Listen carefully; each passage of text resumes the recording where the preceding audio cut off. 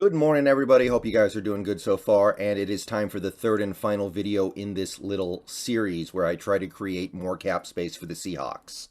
We've gone over our cut candidates, gone over the restructure candidates, but there's one more consideration, the extension candidates. Basically, if you have a player who you might want to restructure, but you can't because they only have 1 year left on their deal, in order to do a restructuring, they need to have multiple years remaining on their contract. So you could add void years. You could. And I'll probably be talking about that in the near future just to maybe spice things up a little bit and give some indication of what you can do, the things that the NFL allows you to do to really stretch your budget. But this is not that. This is the conventional way, the third way that teams will create more cap space. They take a player, and it's a player that the team likes. The team likes the player. They want to keep them. They want them around, but the cap hit is too big, and they want to do something about it. So basically what they do is they go to the player and say, hey, we're going to extend you. We're going to give you a bigger contract than the one you have remaining. We're going to give you some long-term security. We're going to let you know that you're going to be employed for at least a couple more years. We're going to give you more money than you had before, but we're going to take this year's cap hit and reduce it by X amount. So basically, you get the benefit of having a longer term contract, more security. We get the benefit of paying you less money against the cap for this year. And there are 4 guys on the Seahawks who I think you could do this with, just like I thought there were 4 guys you could restructure. So this is yet another way to create extra money. Now, one of the other bonuses here, the player is still under contract. They might not like their current contract. They might say, hey, with where I am in my career, with what I'm doing right now, I want long-term security. I just had a good year, or maybe I'm getting a little bit older. I don't know if I'm going to be able to keep it up. I want long-term security. So the player might be willing to give you a little bit of a break on the money if you say we're going to give you that security. So it's definitely a situation where the team can maybe even cut a little bit of an overall discount. Whereas if you wait a year and they get to free agency and they have teams bidding on them, they can just go, why would I give anybody a deal? I can go to any team. I can, highest bidder wins. There's no bidders right now for these guys because they're under contract. So they might go, okay, to take care of my long-term financial security now, I won't push for maximum money. That's possible. We see that sometimes. So with that being said, let's take a look at these 4 players who I think could be extended. And I have different takes on whether or not I would personally do it, but these are the 4 guys who I see as being able to save the team some real money if they do it. First, the big one, Uchenna Nwosu. Really good year last year. I think he had 9.5 or 10 sacks. He played the run well. One of our best players. Probably other than Woolen and Ryan Neal, Nwosu was our best defensive player. So I definitely want to keep him. But that cap hit at 12 3/4, that's pretty high. And I'm okay with giving him that cap hit for 2023. But if I can get that number down a little bit, that might be something I want to do too. So maybe you go to Nwosu and say, we're going to extend your current deal by 2 years. And the total amount of money that's going to be on that deal is going to be $42 million. So basically, you're adding, it would basically amount to 2 years and 20 million on it. Now, so if you look at it like a 3-year, $42 million contract, that is slightly less than what Hassan Reddick got from the Eagles. Hassan Reddick got 3 for 45. Now, Hassan Reddick was a, out-and-out free agent, and Nwosu is not, so that could lead to a little bit less money. Reddick also had 11 sacks, whereas Nwosu only had 10 the previous year. So it's reasonable. You might have to bump it up to like 45. That wouldn't shock me. But let's say 3 years, $42 million. He had a good year. He wasn't hyper elite. He's not TJ Watt by any stretch, but he's good. So 3 years, $42 million. You can restructure that contract so it's that first year cap hit is only $8 million. I would say. I think you could do that and feel pretty good about the results. So you're saving about 4 3/4. Now, understand that these numbers are not going to be precise. I don't think we're going to get exactly that cap hit. I don't think we're going to get exactly that contract. These are just some estimates based off the way they played and based off what the player might be willing to agree to based off where they are in their career. It wouldn't shock me if Nwosu wanted 3 for 45. So you might add another $1 million to the cap hit. But either way, you're saving significant money if you do this, and you're committing yourself to a player who I feel really good about committing to. I really like Uchenna. Next up, we have Shelby Harris. This one's a little bit tougher because he didn't play great in 2023. I thought he played good. I feel like he's our best defensive lineman, and I don't want to get rid of everyone on the defensive line. I want to keep Shelby, but I don't think I can keep him for 12 and a quarter, which is what he would be due in 2023 right now.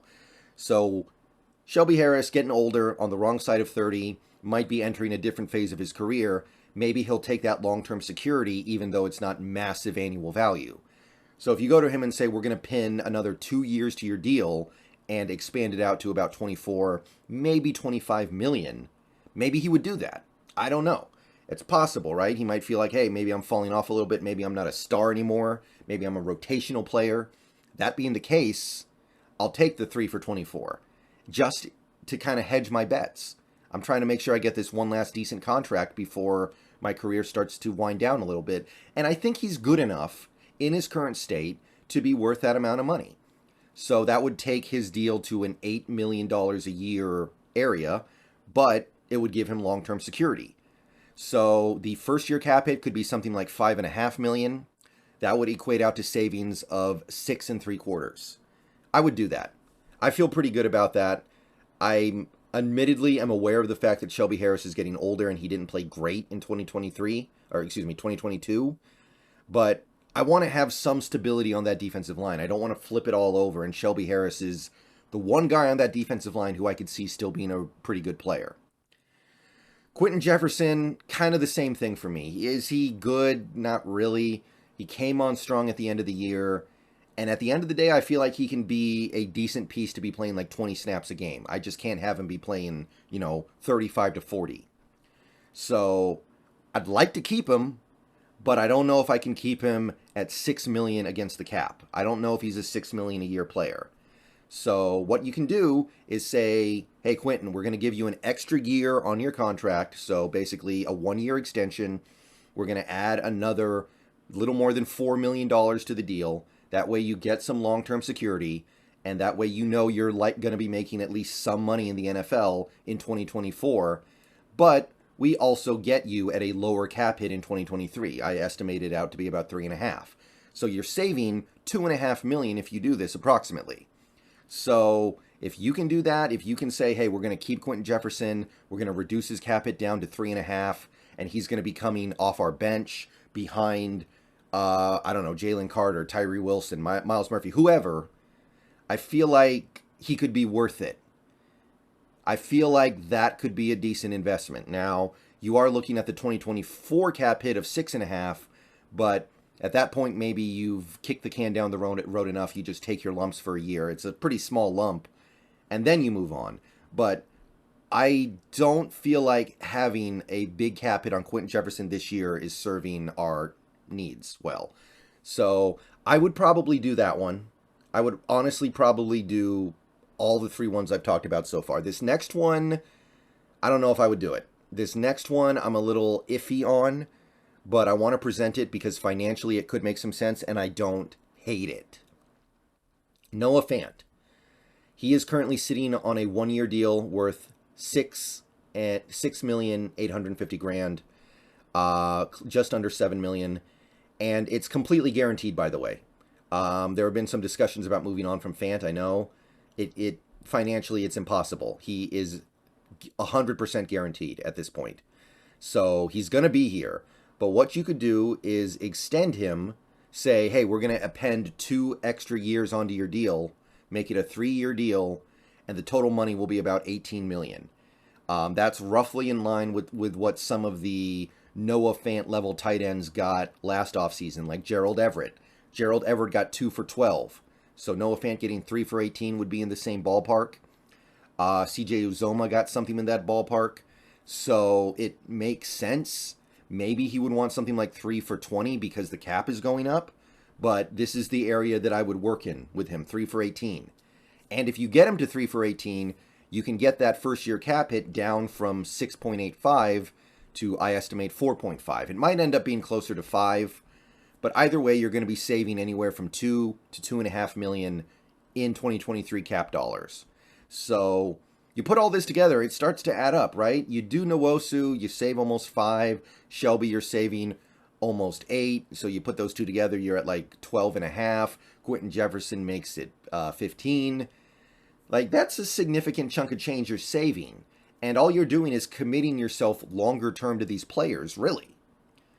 Now, I have no problem with committing myself long term to Nwosu. I think these other 3 guys are a little more dicey, but financially, there's something here. So, you guys let me know what you think. Would you guys do any of these? Would you guys not do any of these? Is there another extension candidate that you see out there? By the way, don't say somebody like DK Metcalf. He just got extended. He's still got a bunch of years left on his deal. He's not going to agree to it, I don't think. He's going to try to continue to play at a high level and know he can get way more money in a few years whenever his contract is actually up. So it's not going to be somebody like that. It's going to be somebody like these 4 guys. It's going to be somebody with 1 year left on their deal who is making a lot of money against the cap in 2023. Okay, so that's how I would save money for this team. I am briefly going to talk about void years just to kind of present the idea and present some ways it could work. But those 3 ways are basically the primary ways that teams find extra money in their couch cushions. All right, see you guys later. Go Hawks. Let me know.